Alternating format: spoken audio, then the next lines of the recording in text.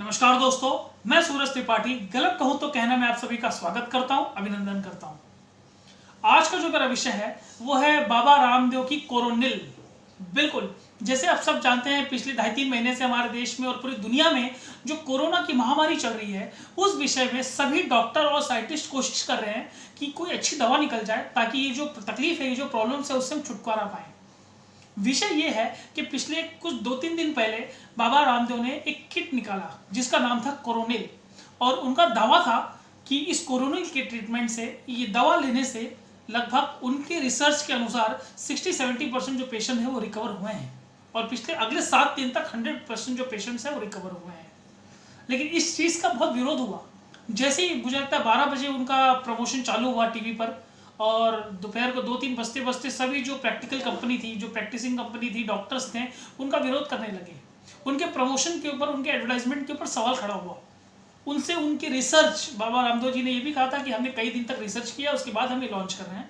तो उस रिसर्च का कच्चा चिट्टा मांगा इस लोगों ने। उन्होंने कहा कि आप रिपोर्ट दिखाइए कि ये रिसर्च क्या है, और बड़े बड़े इंस्टीट्यूशन से मांगा है।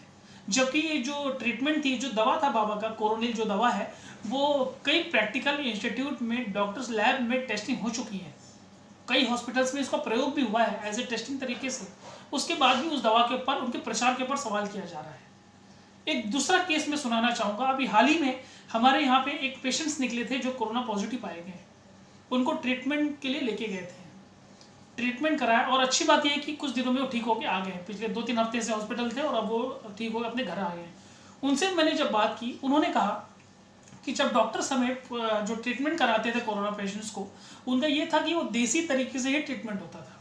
हॉस्पिटल्स में 2-3 टाइम उनको काढ़ा पिलाया जाता था जो कि आयुर्वेदिक होता था, उनको च्यवनप्राश खिलाया जाता था जो कि वो भी आयुर्वेदिक है, वो उनकी कंपनी का ही खिलाया जाता था।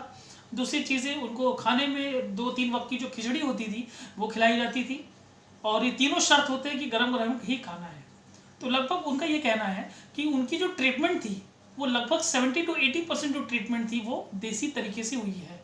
तो अगर डॉक्टर्स तक, जो प्रैक्टिकल डॉक्टर हैं, जो इंग्लिश दवा के ऊपर घमंड करते हैं, जब उनको 70-80% ट्रीटमेंट, कोरोना की ट्रीटमेंट देसी तरीके से करना पड़ा, तो बाबा रामदेव ने अगर देसी तरीके से, आयुर्वेदिक तरीके से अगर कोई दवा बनाया है तो वो क्या गलत है? एक सवाल हमारे ऊपर है। जो लोग उसका विरोध कर रहे हैं उस डॉक्टर से हम बात करें कि लगभग आपके पास इस टाइम पे जो पैरासीटामॉल्स हैं या फिर जो ऑक्सीजन आप दे रहे हैं, बस उसके अलावा तीसरी कौन सी ट्रीटमेंट है आपके पास? लगभग ये देखा जाए कि डॉक्टर जो है आज के डेट में जो कोरोना पेशेंट्स के ट्रीटमेंट भी कर रहे हैं वो देसी तरीके से ही कर रहे हैं। तो अगर एक देसी इंसान ने देसी आयुर्वेदिक की मदद से कोरोनिल नाम की दवा बनाई तो उस पर इतना विरोध क्यों? मतलब ऐसा देखा गया है कि कोई सामने वाला इंसान अगर मेहनत भी कर रहा है तो पहले आप उसकी टेस्टिंग करिए। उसने अपने हिसाब से टेस्टिंग कर ली है बाबा जी ने।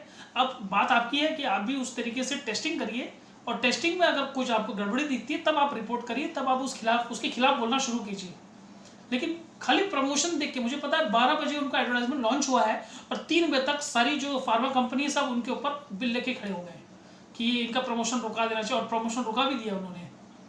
तो हमें और आप सबको मिलकर सोचने वाली बात है, क्या ये कहीं एक नेपोटिज्म यहाँ भी तो नहीं हो रहा है कि वो ये सोच रहे हैं कि बाबा जी जो दवा 550 में बेच रहे हैं वही चीज़ का इलाज हम 2.5 से 3 लाख रुपया चार्ज करते हैं? क्या ये तो मुद्दा नहीं है? ये एक सवाल का मुद्दा है। और आपको लगता है कि मेरे जो ये बात है ये सही है तो इस वीडियो को लाइक और शेयर करना ना भूलें दोस्तों। धन्यवाद।